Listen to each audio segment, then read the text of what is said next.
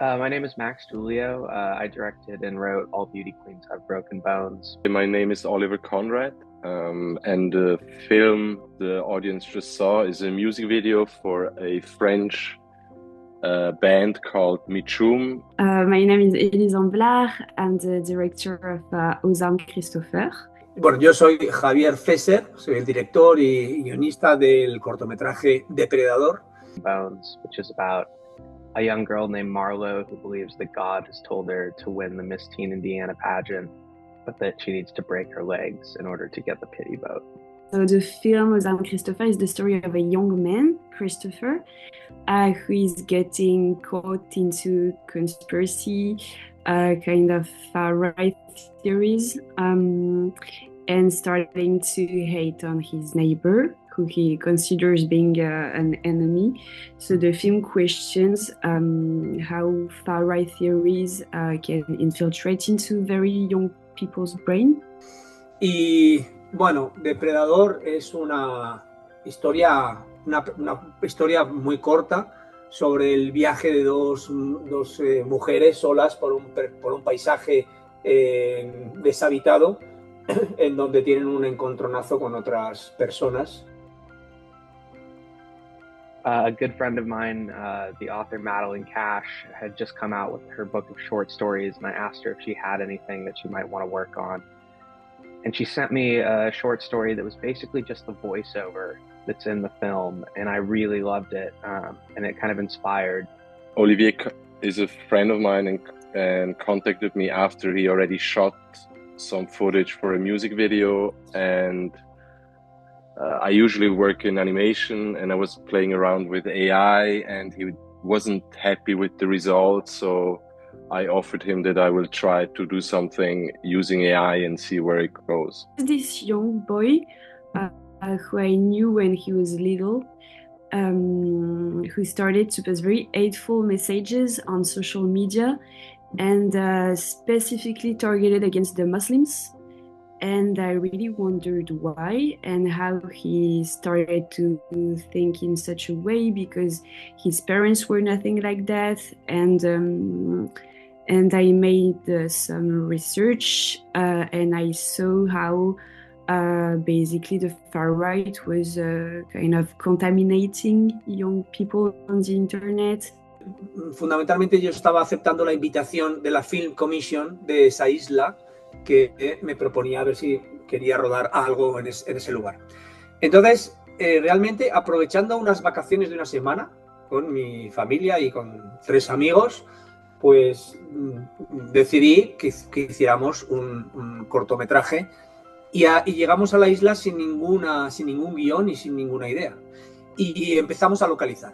Y el primer día de estancia en la isla de Fuerteventura, llegamos a un sitio que es donde finalmente se ha rodado Depredador, y ese paisaje es el que realmente me sugirió la idea, me sugirió toda la propuesta visual, y a partir de ahí nació un guión que se formó en un día y que se rodó en los 3 días siguientes.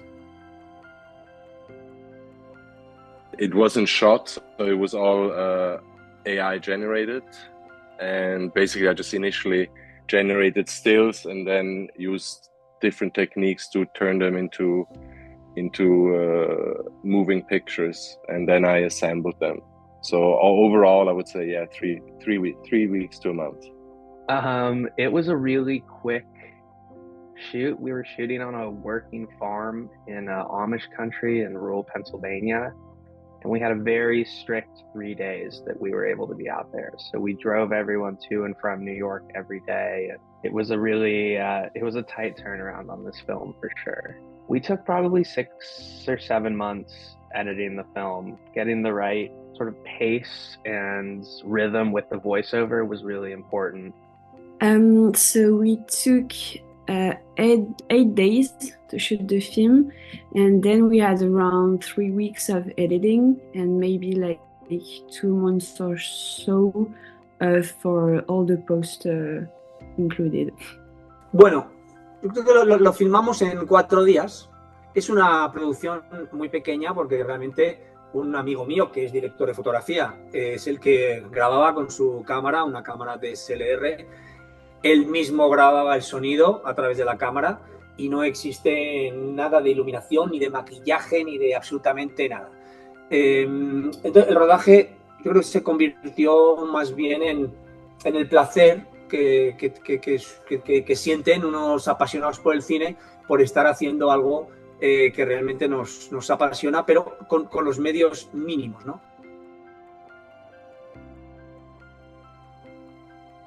So this was a real farm that we had found, and they had horses and some donkeys, and everyone, you know, was initially taken by that, but then they had like a zip line that they had built all the way from one end of the farm to the other. So I'm sure the insurance company wouldn't have liked this, but everyone was using that zip line a lot. It was a really long zip line, and you could go all the way across the farm. But in terms of when we were filming, there was like, you know, a farm across the way, and we had been specifically told like not to go over to that farm, that they weren't very nice people. And in the middle of a take, we just heard like this crazy screech and a crash. No, realmente más que dificultades, lo que curiosamente, aunque tengas un guión cerrado, es verdad que el montaje demuestra que todo es flexible y que todo es cambiable, y esta historia no hay más que verla para entender que se puede contar de muchas maneras. Para empezar, se puede contar de forma lineal, pero también se puede dividir y dar saltos en el tiempo. Todo esto lo probé, y al probarlo realmente el resultado te lleva, digamos, como a películas diferentes, y todas me parecían interesantes, pero finalmente opté por esta opción.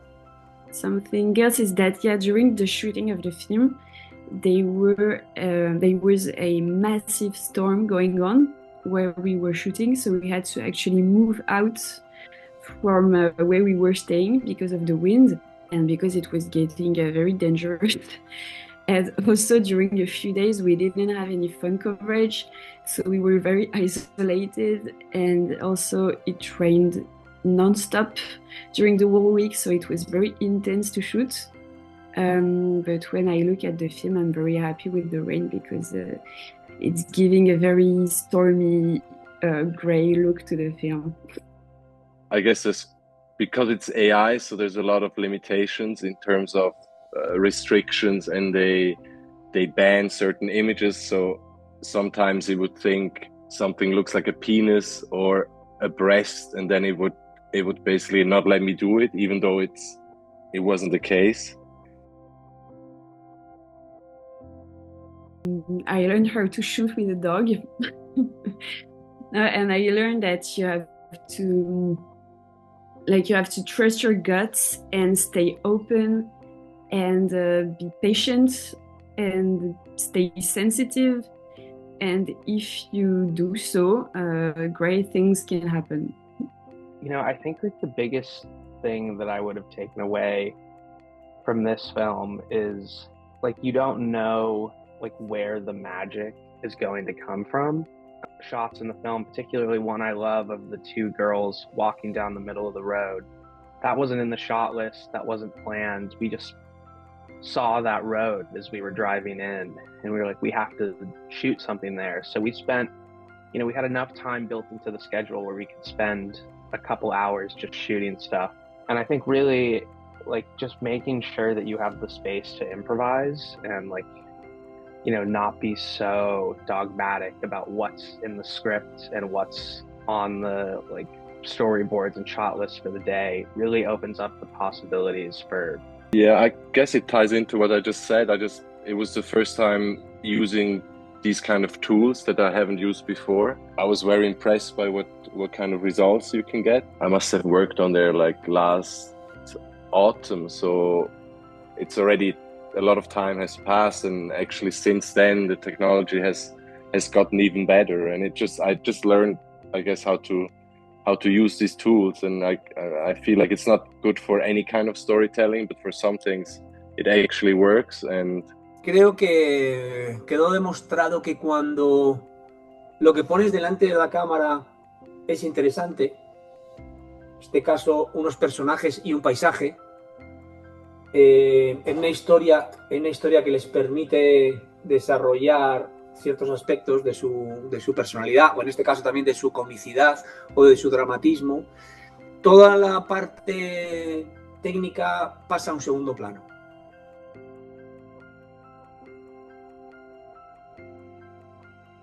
Yeah, I actually I got a text from a good friend of mine, Kalyani, whose film is also playing in competition. And she was at the opening party, and she said, "Oh my God, I saw that Beauty Queens is also playing. Like, so excited to watch the film at the festival too." And Kalyani actually worked on this film with me. She was my assistant for a couple days, and so it's not even so much feeling like you're in competition. It's like really like people that you love and whose work you respect are also. Lo primero es que no siento que esté compitiendo, porque no entiendo el cine como competencia, jamás lo he entendido así, y la participación en los festivales, y sobre todo de cortometrajes, para mí son una oportunidad extraordinaria para aprender.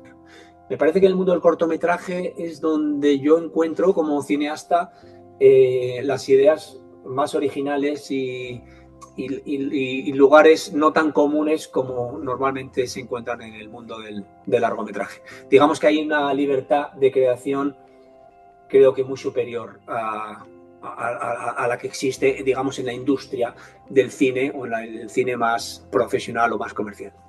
It's always nice to get recognition, and I think it's a great exposure for me as a director, and also for the musician, for his music. So it's appreciated, and it's great. Yeah, I love it.